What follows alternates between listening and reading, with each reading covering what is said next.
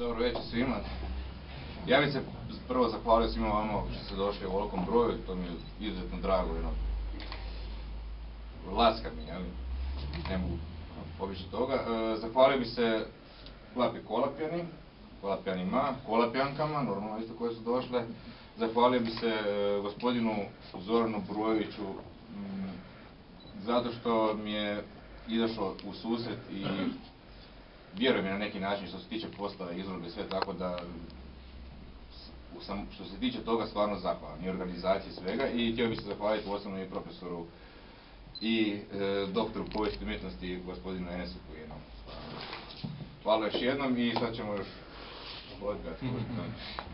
I moj red je da se ja zahvalim svima vama što pratite i dajete nam potporu. Svakog bi se zahvalio gospodinu Dinku Pitariću, gradonačelniku koji sve naše ove akcije podupire.